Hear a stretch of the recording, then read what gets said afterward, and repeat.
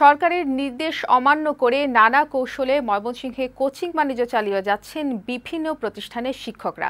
তাদের বিরুদ্ধে কোনো ব্যবস্থা নেওয়া হচ্ছে না বলে অভিযোগ শিক্ষার্থী অভিভাবকদের।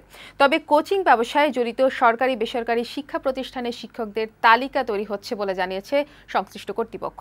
শীঘ্রই তাদের বিরুদ্ধে ব্যবস্থা নেওয়ার আশ্বাস তাদের। ময়মনসিংহ প্রতিনিধি আনম ফারুকের তথ্যচিত্র ডেস্ক রিপোর্ট।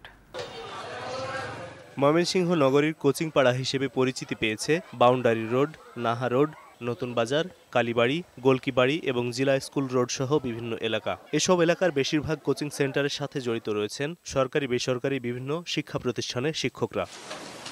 অভিযোগ উঠেছে বিদ্যাময়ী সরকারি বালিকা উচ্চ বিদ্যালয়ের বিজ্ঞানের শিক্ষক আনোয়ার কাদের, জিলা স্কুলের ভৌত বিজ্ঞানের শিক্ষক আশরাফুল হক ভূঁইয়া ও Mohammad Maqbul Hossain, premier ideal high স্কুলের গণিতের শিক্ষক রিপন কুমার দাস এবং আশরাফুজ্জামান সহ অনেকে এখানকার কোচিং সেন্টারগুলোর সাথে জড়িত। যদিও শিক্ষকদের দাবি নিয়ম মেনে 10 জন করে শিক্ষার্থীকে পড়াচ্ছেন তারা। এবং এরা মনে হয় আমার দিকে শিখছি 10 জন করে পড়ার জন্য সেই রুলসের উপরে পড়াই। প্রধান শিক্ষকের কাছে জমা দিয়ে এটা 10 জনের নাম যেটা দিতে হয় বিধি মোতাবেক আমি পড়াবো, যদি ছাত্র আসে পড়াবো, না হলে পড়াবো না। এদিকে শিক্ষা প্রতিষ্ঠানের শিক্ষকদের কোচিং বাণিজ্য বন্ধে উদ্যোগ নেওয়ার দাবি জানিয়েছেন পেশাগতভাবে কোচিং সেন্টার চালানো শিক্ষকরা। হাইকোর্টের রায় অমান্য করে পড়ানো এটা এক ধরনের অপরাধ বলে আমি মনে করি। তারা আমরা যে এদেরকে পড়াচ্ছি আমাদের আসলে কর্মের প্রয়োজন।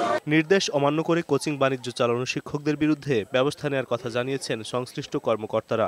সরকার যে নীতিমালা কার্য করেছে সেই নীতিমালার আলোকে যেভাবে এটা বন্ধ করার জন্য যে ধরনের উদ্যোগ নিতে আমরা নিব, আমাদের কমিটি নেবে।